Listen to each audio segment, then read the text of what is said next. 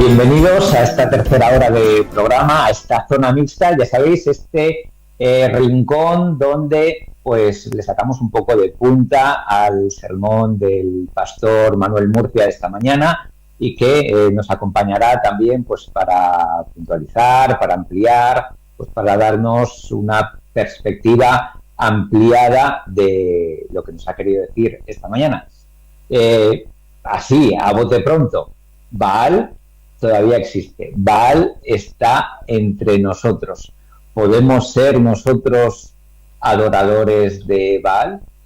Adventista, un evangélico, un católico del siglo XXI, ¿podemos ser adoradores de Baal? Es la pregunta, la primera pregunta que yo os hago para que ya entremos en debate, entremos en tertulia.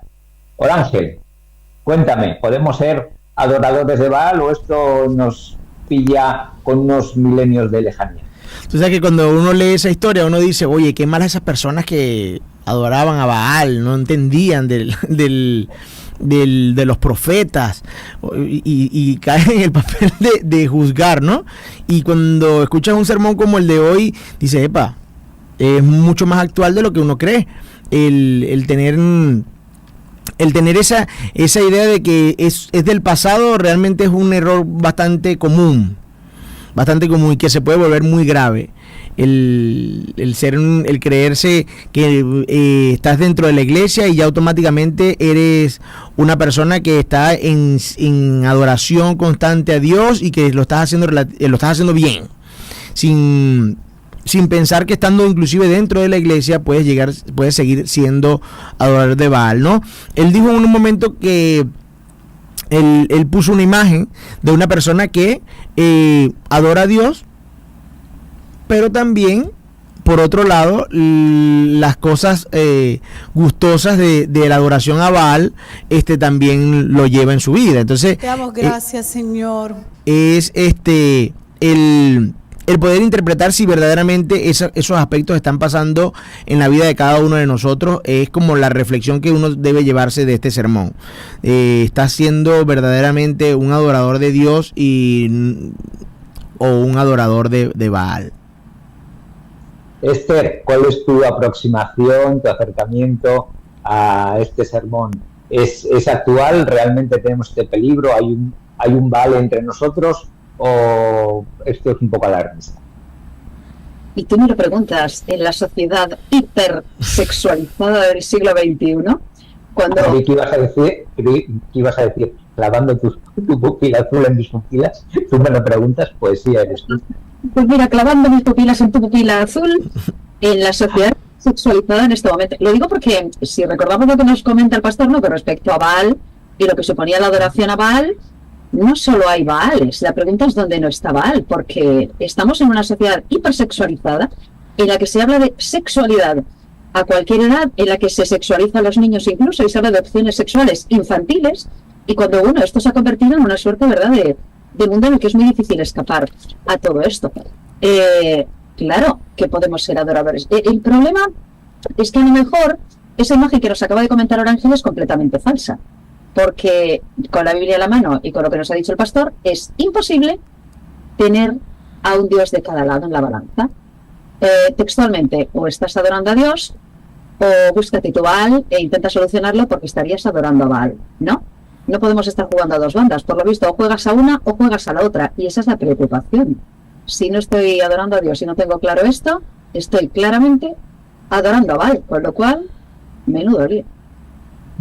Yo creo que el tema que nos plantea el pastor es bastante peliagudo porque plantea o va contra la línea de flotación, digamos, de lo que mueve el mundo. ¿Qué es lo que está moviendo el mundo? El sexo y el dinero. Exacto. No hay otra cosa. Entonces, lo que nos está planteando es que qué es lo que estamos haciendo y también, un poco más allá, cuáles son nuestras motivaciones para hacer las cosas, qué es lo que estamos buscando detrás.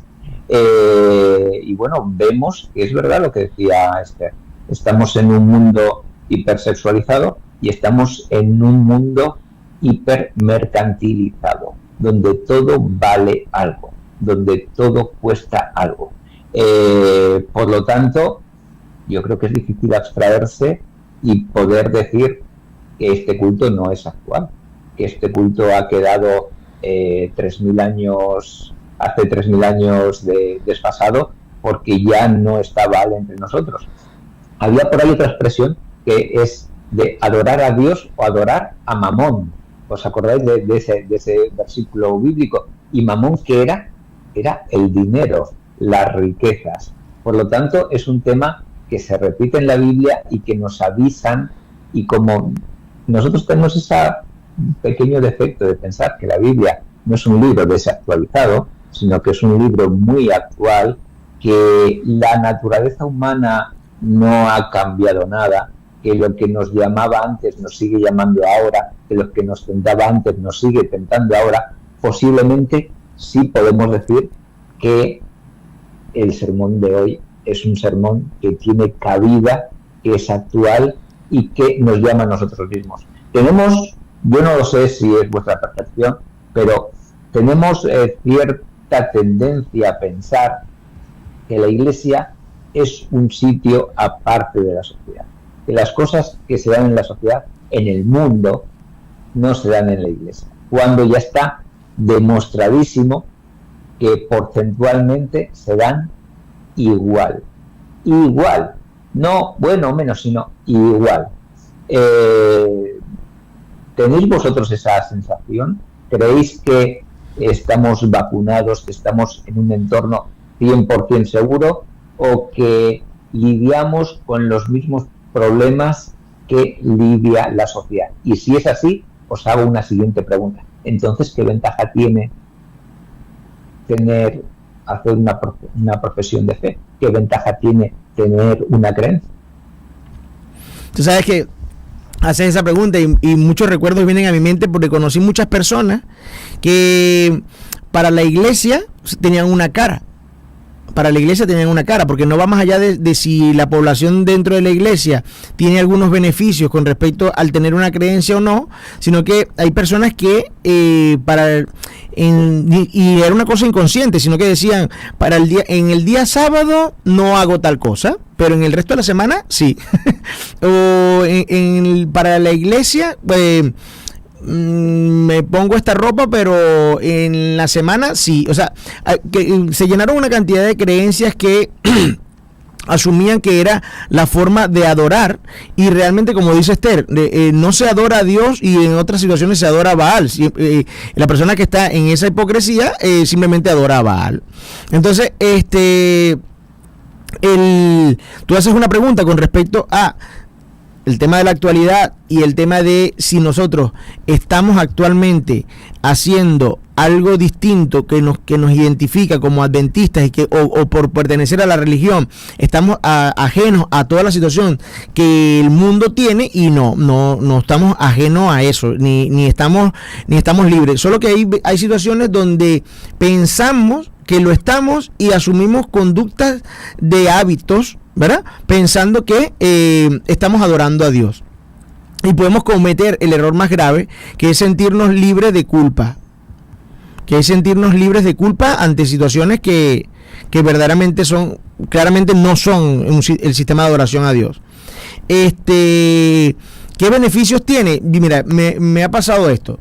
Yo obviamente no cometo errores, cometo errores, me caigo, pero siento que hay un Dios allí, el Dios que conozco, el Dios que conocí en esta iglesia, el Dios que conocí a través de la Biblia, que me invita a levantarme. Yo siento que, a pesar de mis errores, tengo un Dios a mi lado que me dice, esto podemos solucionarlo. O sea, es una situación de que ¿cuál es el beneficio de estar dentro de la iglesia? Yo siento esperanza en las situaciones en que hago algo mal. O sea, en las situaciones en donde estoy haciendo algo mal, siento esperanza, siento que puedo retomar una vida correcta, puedo retomar el camino correcto, a diferencia del que no tiene esperanza. El que no tiene esperanza, y inclusive en su mente, el que crea que está haciendo algo malo, ya automáticamente dice, bueno, ya lo hice mal y seguiré haciéndolo mal. Entonces creo que el estar dentro de la iglesia a mí me da esperanza ante las situaciones de caída.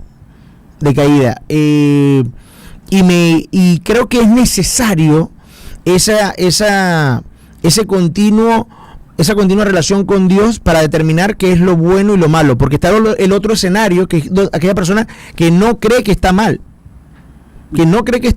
O sea, está el que cree que pueda estar haciendo algo malo y consigue la esperanza, o simplemente sigue haciendo lo malo porque dice, bueno, listo, ya soy malo y lo seguiré haciendo mal.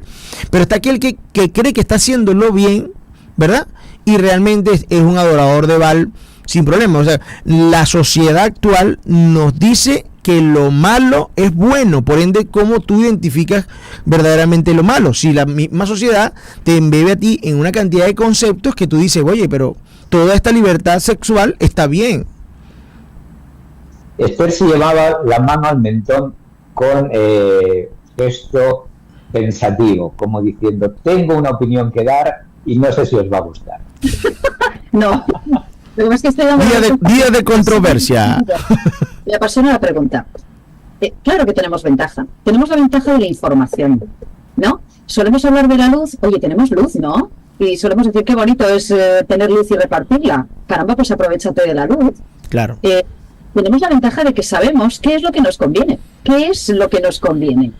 Otra cosa es que yo dude de lo que me conviene. ¿Qué es lo que te conviene? ¿Lo que te gusta? Claro, ¿qué es lo que te gusta? Pues a veces lo que no te conviene. Y claro, entonces tengo que ponerme de acuerdo con lo que deseo. Volvemos otra vez al rollo farisaico y al rollo de la higuera, que es todo fachada. Oye, ¿tú en realidad qué estás buscando? ¿Tú en realidad qué necesitas? ¿Cuántos años llevamos llamándole idólatras a los que tienen imágenes? ¿Cuántos años? ¿Crees que el hecho de haber ocultado las imágenes y los zarcillos debajo de una encina es lo que favorece que no tengas ídolos? ¿Realmente has destruido esos ídolos? Podemos limpiar el templo, acabamos de hablar de la limpieza del templo, de imágenes, y sin embargo estar llenos de porquería, ¿no? Sepulcros blanqueados. Claro, qué fácil es hablar de idólatras y llamarle idólatras a los otros. ¿Y tú? ¿Qué estás pensando? ¿Crees que estás dentro de la iglesia y ya estás a salvo de todo?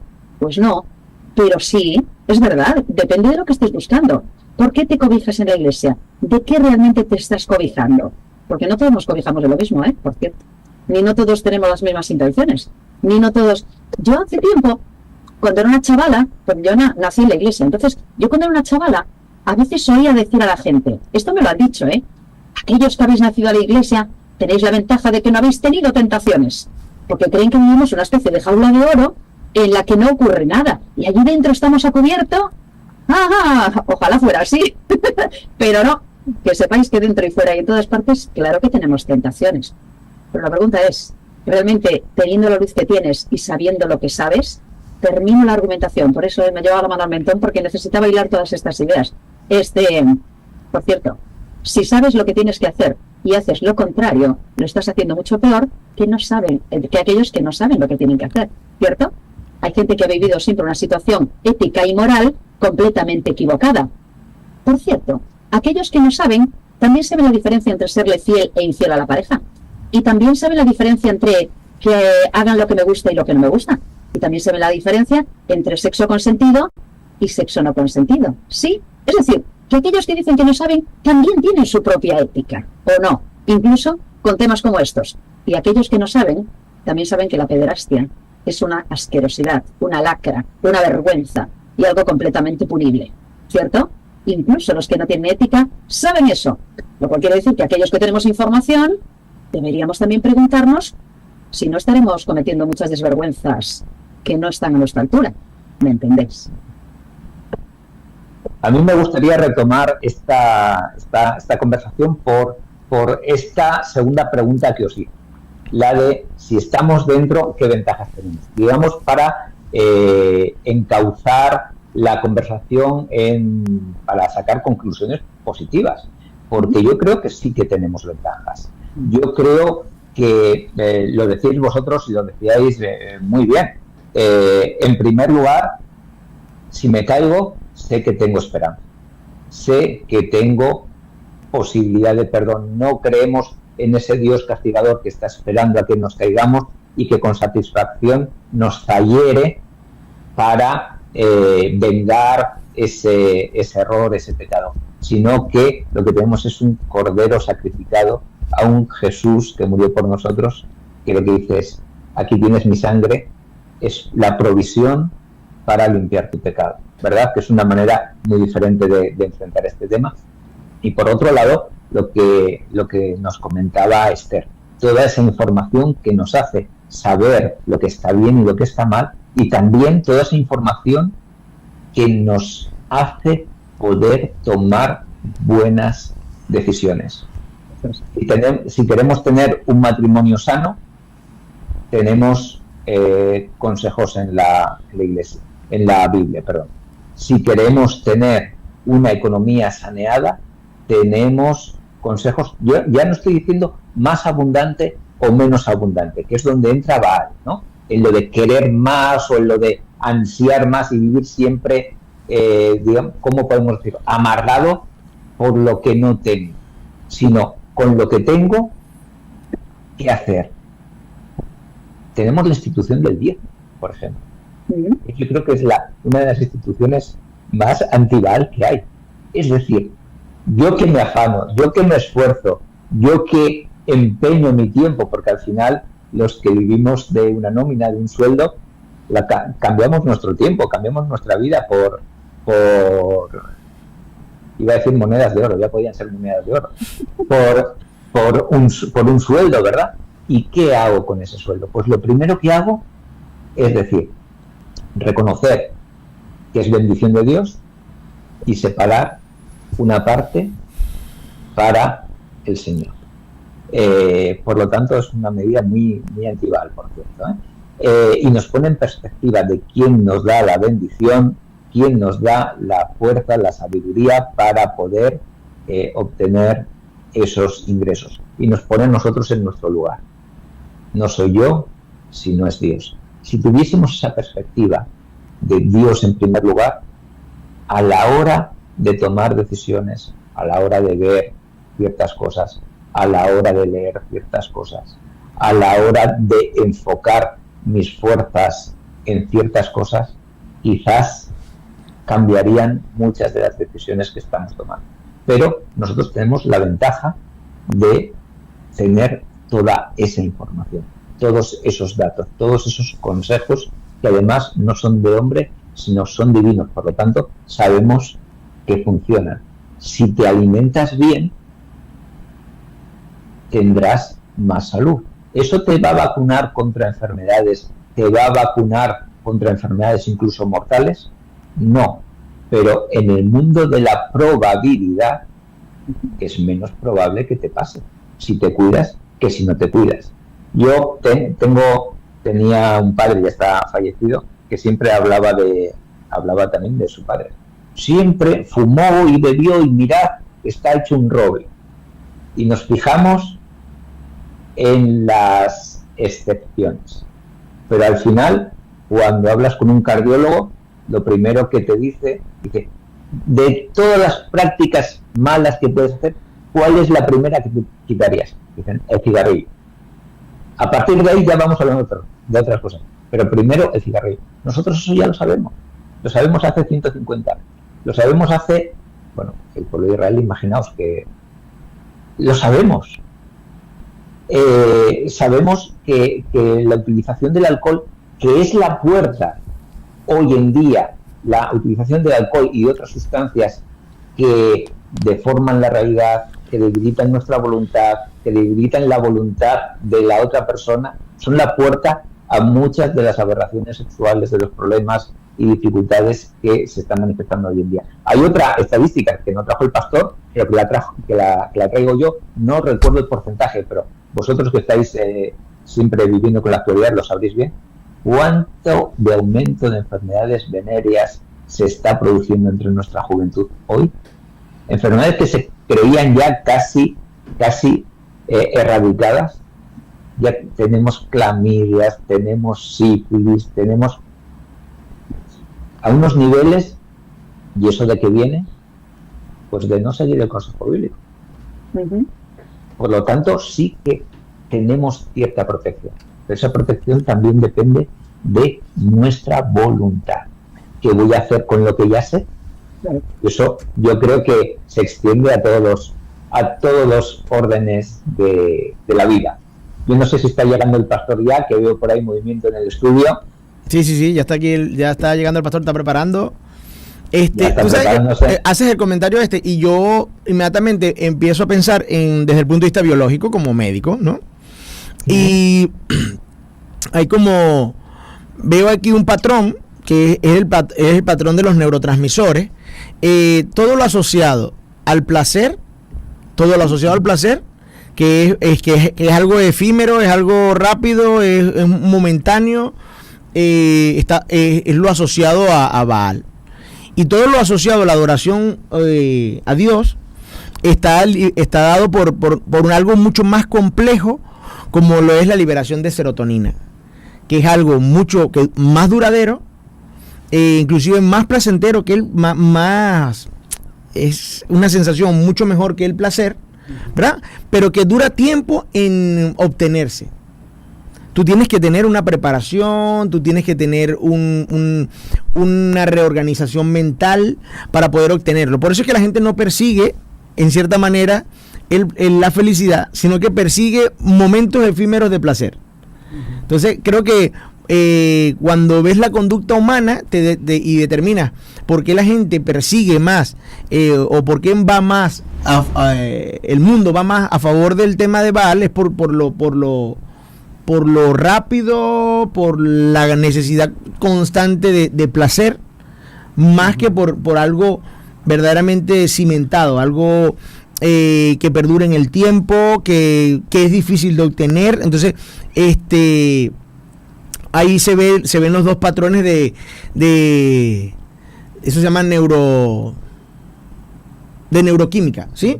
Se ven esos dos patrones de neuroquímica con respecto a esa persona que se deja llevar por el placer y esta persona que se deja llevar por la búsqueda de paz, de felicidad. Es totalmente distinto la sensación. Buenos días, Manuel. Buenos días a todos. Un placer tenerte con nosotros. Tu primer sermón del nuevo curso, entiendo. Te voy a hacer la pregunta que le hago a los invitados, que no suelo hacer a los predicadores habituales, pero sí que me ha extrañado, me ha llamado mucho la atención que, bueno, debe ser que vienes con las pilas muy cargadas y que has empezado sin paños calientes, con rock and roll puro y duro. La primera predicación ya terminando agosto, y vamos a tocar temas profundos que afectan a la sociedad y que afectan a la Iglesia, porque no somos ajenos a la sociedad, sino que somos parte de esa sociedad. ¿Cómo has llegado a la conclusión de decir, voy a empezar con este sermón? Sí, bueno, generalmente cuando uno prepara un sermón, pues a veces se forma como parte de la lectura. Vas leyendo, hay textos bíblicos que te pueden llamar la atención, haces una reflexión y luego, pues oye, mirando un poquito alguna estadística, pues te encuentras con alguna cosita que te sorprende y dices, oye, pero esto, ¿cómo puede ser? Entonces, pues bueno, a partir de ahí, pues inicias ese proceso de construcción del sermón, ¿no? Y bueno, pues evidentemente, pues esta semana llegué hasta donde he llegado hoy. Vino recargado. Sí. Yo creo que ha venido fuerte. Recargado y a mostrar verdades. Estábamos hablando un poco, pues eso, de los temas que tú nos habías propuesto en el sermón, sobre estas relaciones sexuales indiscriminadas, sobre este manejo del dinero o este deseo del dinero, porque muchas veces no es ni tener relaciones ni tener dinero, sino son lo que no tengo y es lo que deseo, que muchas veces ahí donde tenemos nuestro deseo, pues ahí es donde va también toda nuestra acción, ¿no? Pastor, yo hacía una pregunta, es ser miembro de iglesias, profesar, creer en Dios, mantener una relación con Él, evidentemente no me vacuna, pero en algo me tiene que beneficiar, ¿no? En algo tiene que diferenciarme del que no tiene estas creencias, ¿o no? Pregunto. Hombre, debería Debería. O sea, el conocer una verdad no solo es un privilegio, sino también es una responsabilidad. Y yo creo que como creyentes conocemos la verdad, pero tenemos que ser consecuentes y responsables en cuanto a esa luz que el Señor nos ha dado, más que nada por nuestro beneficio. Yo no sé lo que habéis hablado anteriormente, pero bueno, escuchándote un poquito, ¿no? Esa búsqueda que a veces tienen los seres humanos de placer, parece como que las cosas religiosas no generan tanto placer, ¿no? O no son tan atractivas a veces como deberían ser, entiendo, ¿no? Pero es un salmo que tenía en la predicación, que no lo cité, pero por ejemplo el salmista, ¿verdad? En el Salmo 119 dice: cuán dulces son a mi paladar tus palabras, más que la miel a mi boca. O sea, yo no sé si realmente la verdad del Evangelio, el adorar al verdadero Dios, nos puede producir cosas extraordinarias. Yo creo que sí. Simplemente creo que a veces pues tenemos que enfocarnos, ¿no? A veces estamos un poquito desenfocados, ¿no? O sea, tú puedes tener una buena cámara, una cámara extraordinaria, pero si la tienes desenfocada y no haces las fotos correctas, pues de poco te sirve, aunque sea el último modelo o la mejor cámara del mundo, ¿no? Entonces nosotros tenemos una verdad que con un buen enfoque podemos hacer muy buenas fotos. Sí, en esa línea, Pastor, que bueno, me quedaba con la duda, a lo mejor, y en esa línea también a lo mejor podemos hacer un enfoque con respecto a algo que nos dijiste al principio del sermón, que a mí me llamó la atención, y bueno, me lo anoté y dije, le tengo que preguntar a ver cómo podemos clarificar esto, a ver qué te parece, porque tú nos decías que la adoración es fundamental, es necesario que hablemos de adoración y que hablemos de la verdadera adoración, pero luego dijiste algo que me dejó así pensando, ¿no? Necesitamos ver cosas y necesitamos aferrarnos a cosas. Yo empecé a anotar, tú ibas hablando, altares, santuarios, ídolos, imágenes, etcétera. Muy bien, me quito todo eso. Venga, fuera altares, fuera santuarios, fuera ídolos, fuera imágenes. Sigo necesitando aferrarme a ciertas cosas, y ahí va mi pregunta, pero en una línea diferente. Yo puedo ser un cristiano que no tiene imágenes en las iglesias, pero a lo mejor me estoy aferrando también a formas de adoración que tampoco me llevan a la verdadera adoración. Porque también puedo hacer ídolos, ¿no? Sin tener imágenes, por ejemplo. Claro, eso es lo que yo comentaba, ¿no? Que no hace falta tener una imagen para adorar, ¿no? Mira, yo he visto comportamiento, que seguro que vosotros lo habéis visto. Por ejemplo, hay personas que cogen la Biblia, ¿no? Y para ellos la Biblia, lo que es en sí, es la palabra de Dios, pero el mero hecho de ser un libro para ellos tan significante puede ser un motivo de adoración. Oye, esta Biblia no me la toquéis, o si pones algo encima de ella me enfado. O sea, hay actitudes que a veces te das cuenta de que tendemos a poner demasiada atención en las cosas, y creo que a veces los seres humanos necesitamos, bueno, no sé si lo necesitamos, pero parece ser que todos tenemos un poquito esa orientación, porque queremos ver, de alguna forma. Llega un momento en que la fe nos tiene que permitir ver más allá, ¿no?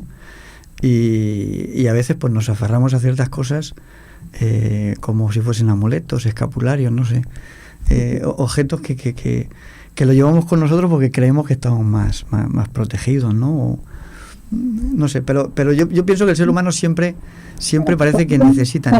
Lo digo porque a veces a lo mejor esa idea extraña que pueda haber, que la hay, del tema reverencia y todo esto, y hablamos en un contexto, ¿no? Que no tiene nada que ver con el sexo y con el dinero, pero que a veces nos podría llevar a lo mejor también a encuadrar ¿no? A lo mejor la adoración en algo como muy pequeño, ¿no? En algo como muy material. Sí, muy material, exacto. La adoración tiene que ser algo más, y tiene que trascender al objeto. Entonces, yo pienso que una verdadera adoración es aquella que se hace obedeciendo a Dios con todas las consecuencias. O sea, yo sé quién es Dios, yo he tenido la experiencia con Él, y mi obediencia a Él debe ser lo prioritario, ¿no? Y pienso que por ahí la adoración puede ser la más correcta, ¿no? Este verano, visitando mi iglesia madre, la iglesia de Gijón, la maestra de escuela sabática, a la sazón mi tía también, nos hacía una pregunta que le habían hecho a ella, decían, bueno, y parafraseo porque no la recuerdo literalmente, pero decía que le habían, alguien que no era creyente, le había dicho, pero bueno, ¿merece la pena renunciar a los placeres del mundo por seguir a Dios, por pertenecer a vuestra iglesia que parece tan aburrida y tan rígida y todas estas cosas? Y bueno, nos planteó esta pregunta de la escuela sabática y nos dijo, bueno, vosotros, ¿qué pensáis? ¿Qué diríais? Y bueno, yo que soy un poco, no sé, no me voy a definir, ya, definidme vosotros si queréis, y os atrevéis. Es que la pregunta está mal hecha. Bueno, la pregunta es falsa. Renunciar a los placeres del mundo. Renunciar a los placeres del mundo, ¿qué significa? Por ejemplo, nosotros que guardamos el sábado, ¿un placer del mundo es trabajar el sábado? Pregunto. Nosotros que tenemos un matrimonio consolidado de años, es no tenerlo y andar con una pareja ahora, líos, después otra pareja, niños de varias mujeres, o ¿es eso un placer del mundo? Porque al final yo creo que solamente se piensa en el acto en sí, es decir, me voy a meter una raya de cocaína y qué bien me lo he pasado. Y la adicción que viene detrás, la posible adicción que viene detrás, o me voy a tomar una copa, me desinhibo y ya verás que bien me lo paso. Y todos los matrimonios rotos, todas las familias rotas, todos los maltratos que se esconden detrás del alcohol, esos son los placeres del mundo. Yo creo que los cristianos muchas veces nos hacemos trampas a nosotros mismos planteándonos estas preguntas y calificando como placeres cadenas de esclavitud. Hablábamos antes que esta manera de entender el sexo actual, de gran promiscuidad, de hoy con uno, mañana con otro, hoy pan y después, o sea, hoy carne y después mañana pescado, que no pasa nada. Al final estamos viendo que las estadísticas de enfermedades de transmisión sexual están aumentando escandalosamente. Estamos viendo también que las parejas que salen, matrimonios o parejas consolidadas que salen de estas generaciones, cada vez son más débiles y se rompen más fácilmente. Sí. Esos son los placeres del mundo, es lo que yo pregunto. ¿No nos estamos muchas veces nosotros engañando pensando que lo de afuera es más atractivo cuando dentro, y no estoy hablando dentro de la iglesia, de una denominación, dentro de la palabra de Dios, dentro de los consejos que Dios nos da, tenemos salud, tenemos seguridad, tenemos tantas herramientas útiles, y lo que decía Orangel, para ser felices, porque al final ¿a qué optamos? Optamos a tener paz, a ser felices, incluso dentro de esta sociedad que nos lo pone muy difícil. No optamos a eso, optamos por el tirito de coca y estar un poco contentos. Y permitidme, porque la palabra droga no ha salido solo, ha salido sexo, ha salido dinero, pero estas sustancias que se están tomando cada vez más abren cada vez más las puertas a estas otras cosas. No sé si mi reflexión es compartida por vosotros o no, pero yo creo que muchas veces anhelamos cosas que son falsas. No existen los placeres del mundo, porque los placeres del mundo tienen un precio enorme. Es que realmente el tema aquí no es el placer, no es como tal el placer, es tu actitud ante esa situación. Te explico. Si el placer fuese malo, no estuviese en el diseño original. O sea, si sentir placer estuviese mal, no estuviese en el diseño original. Lo que sí es que en el diseño original somos seres integrales. Es decir, sentimos placer, sentimos felicidad, sentimos alegría en las relaciones interpersonales, y para cada una de esas hay una química cerebral, ¿sí? Ahora, el problema es cuando tú eliminas el equilibrio, y tú determinas que solamente vas a optar por una de ellas y solamente persigues lo que más rápido obtienes, que en este caso es placer. Cuando tú eliminas el equilibrio, te vuelves dependiente. ¿De qué? Del placer, porque es lo único que obtienes. Y es lo único que tiene. Dios, gracias a Dios, gracias a Dios. Dios, en esta excelente creación del hombre, nos dio elementos para poder sentir felicidad. Y nos dio elementos para sentir felicidad rápida, prolongada en el tiempo y ante diferentes situaciones. ¿A qué voy con esto? Tú acabas de hacer una conclusión que me encanta, José Antonio. ¿Por qué? Porque es que dentro de la misma vida cristiana, usted siente placer. O sea, no es que tú tienes que ser tienes que tener un sistema de adoración que tú dices, oye, qué bueno es ese hombre, toda la cuestión, para sentir placer dentro de la iglesia. O sea, yo siento que la iglesia, y es uno de los beneficios, el tener esa sabiduría que solo Dios nos da a través de la Escritura, que solo Dios nos da a través de la relación con Él, ¿verdad? Permite que usted mantenga el equilibrio de placer, felicidad y paz.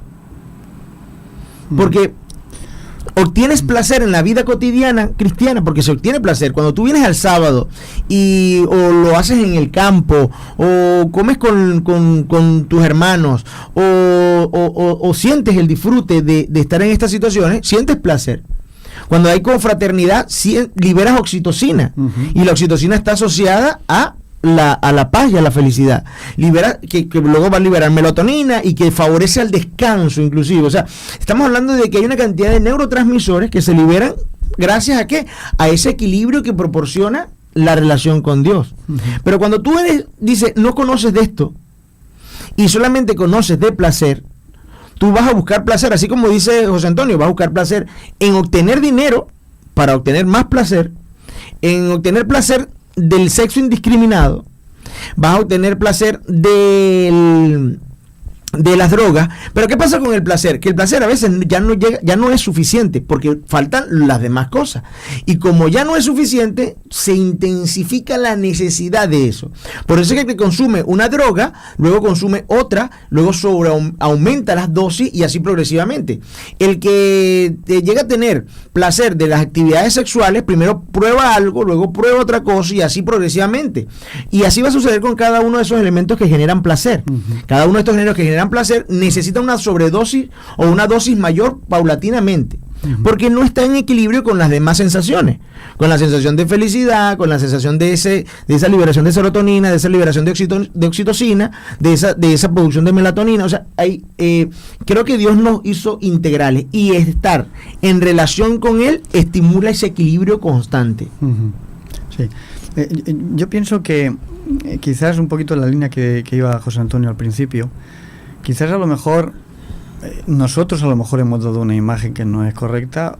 Incluso la sociedad tiene una imagen también de la religión, no digo de todas las religiones, pero a lo mejor una imagen que es incorrecta, ¿no? Pensar en que vivir una fe o una experiencia cristiana es renunciar a todo, a los placeres. O sea, es quitarte todo y llevar una vida pues triste, apagada, afligida, y no es así. Totalmente alejado de la realidad. Y no es así. Y yo recuerdo un tío que todavía vive, que me decía, dice, sobrino, yo no voy al médico, porque cada vez que voy al médico me dice, no comas de esto, no comas de lo otro, no bebas esto, no bebas lo otro. Claro, para él el médico era pues una persona que le restringía, ¿no? Y a veces se piensa que la religión es como restringir a las personas de cosas de las que tiene que quitarse, ¿no? Y bueno, la palabra de Dios lo único que quiere es nuestro bien, nuestro beneficio, y Dios es lo que quiere. Y evidentemente cuando uno quiere un beneficio, pues hay que renunciar a cosas, eso es inevitable. Yo no sé si José lo recuerda o Esther, pero yo recuerdo antes en las iglesias, cuando nos quedábamos a comer, la carnita con tomate era un plato especial, ¿no? Carnita con tomate de Granovita, por ejemplo, ¿no? Oye, pues yo me acostumbré, yo venía del mundo del jamón, de las gambas, del marisco, y ahora no me llama a mí todo eso, ¿no? Y de hecho no sufro por no comer ese tipo de cosas. Es más, encuentro placer en otro tipo de cosas que me encantan y me gustan mucho, ¿no? Yo creo que a veces es cambiar un poquito también nuestra mentalidad y nuestra forma de ¿Te dejas en ese sentido, pastor, sumar algo? ¿Cómo? Un par de matices. Uno, sociedad de los placeres, sociedad en la que todo el mundo hace lo que le da la gana y es felicísimo. Claro. Eso es una falacia. Sí, sí. Estamos en una Totalmente. sociedad absolutamente deprimida, una sociedad que depende de los ansiolíticos, los antidepresivos, los productos para dormir y los productos para despertar en cantidades tan enormes que debería escandalizarnos esto. Claro. ¿Quién ha dicho que la sociedad, no sé, libre o más libre que cualquier otra sociedad, es una sociedad feliz? ¿Vivimos en una sociedad feliz? Esta, cuando todo el mundo está hablando de síndrome postvacacional, síndrome prevacacional, síndrome del trauma de hace no sé cuántos años, y se dice que hemos medicalizado tanto la vida que ya no sabemos qué hacer si no la medicalizamos, Sí. ¿esta es una sociedad feliz? Sí. Bueno, pues que se lo pregunten a los niños y a las niñas. Claro. Y se lo pregunten a los jovencitos que por lo visto no solo están, por cierto, José, a tope de ITS, enfermedades ETS, enfermedades de transmisión sexual, sino que además efectivamente no salen del psicólogo y del psiquiatra y no saben qué hacer con su vida. Bien, esto por un lado. Otro aspecto, al hilo justo de lo que acaba de decir el pastor, es que yo me revelo mucho con esto, por cierto. Esto del placer es mutable. Esto del placer es cambiable. La gran mayoría de los fumadores que conozco dicen que al principio no les gustaba fumar, pero se acostumbraron a fumar. Ujú. Que ha convertido algo malo en placentero. Por ejemplo, hay gente que disfruta de relaciones sexuales a golpes, por lo visto, ¿no? Y existen todo tipo de parafilias, parafolias y fetichismos y cosas así que, bueno, me temo que incluyen algo llamado placer y algo llamado otras cosas. Yo suelo pelearme con este punto. Claro que hemos sido diseñados para el placer. Nuestros ojos están diseñados para disfrutar de la belleza. Tenemos papilas gustativas, tenemos sentido del olfato, tenemos oído para escuchar cosas preciosas. Y sin embargo, mucha gente ha satanizado el placer. Ujú. Claro, otra cosa es que convirtamos en placentero algo que no lo es. Es que desarrollemos placer por el pecado, placer por lo, comillas, prohibido, o placer por lo tóxico. Pero nadie ha dicho que no debamos sentir placer. Por cierto, termino con esto. ¿Quién ha dicho que los que comemos brécol somos menos felices que los que comen otras cosas? Hay gente que no hemos tenido que desarrollar ningún tipo de cosa extraña. A mí me ha gustado siempre la soja, la como yo desde siempre. Y no encuentro ningún problema, al contrario, a mí me encanta y lo como por placer. También entiendo que haya gente que come otras cosas que a mí no se me ocurriría llevar a la boca por placer también. Claro. Es que esto también es opinable Sí, y sí. es mutable y se puede desarrollar placer Sí. por lo dañino. Hay gente que dice que encuentra placer en matar. Por lo visto existe ese placer, ¿no? El placer de matar. Y hay gente que ha tipificado esto desde una perspectiva psicológica, ¿no? Ujú. Entonces, Sí, el Evangelio tiene que ser una reconversión de los gustos, también.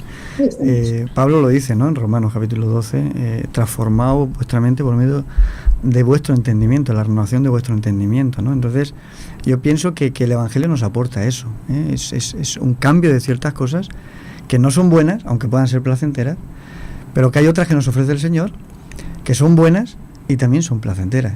Yo recuerdo, creo que fue, no sé si fue el año pasado o el anterior, empezaban después de las vacaciones las estadísticas entre los matrimonios. Había muchos matrimonios que se separaban después de las vacaciones. Habréis escuchado esto, ¿no? ¿Por qué? Porque están acostumbrados a vivir separados con su trabajo, con sus cosas, y cuando llegan las vacaciones y pasan tanto tiempo juntos, lo único que hay son peleas, ¿no? Entonces, para mí, por ejemplo, algo placentero es poder pasar tiempo con mi familia. Caminar con mi esposo, a lo mejor en estos días que hemos tenido la oportunidad, pues de ir a la playa, de estar juntos en familia. Para mí eso es placentero, el estar con mi hijo, visitándolo con su esposa, pues eso para mí es placentero. Hay tantas cosas, y cosas que aunque parezcan muy simples, muchas veces son la envidia de muchas personas. Que teniendo a lo mejor dinero o teniendo otro tipo de cosas, dicen, oye, pues a mí me gustaría pues tener ese tipo de familia, o me gustaría tener esa forma de pensar que tienes tú, o actuar como tú, no sé. Entonces, por un lado, sí, hay gente que puede vernos como personas que renunciamos, y no es así, y por otro lado, personas que nos envidian. O sea que, bueno. Pues con este pensamiento vamos a cerrar la zona mixta, haciendo una invitación a que busquemos el placer. A que busquemos el placer que libera, no el que ata, no el que esclaviza, no el que degrada, no el que borra de nosotros la imagen que Dios ha grabado, sino aquel que lo ensalza, que lo realza y que nos acerca más al Señor. Seremos más felices, estaremos más sanos y sin duda seremos más sabios.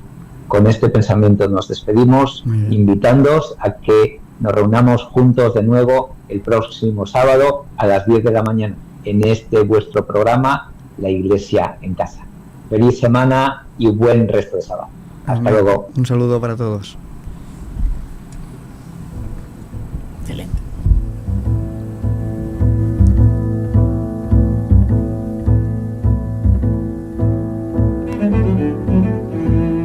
Thank you.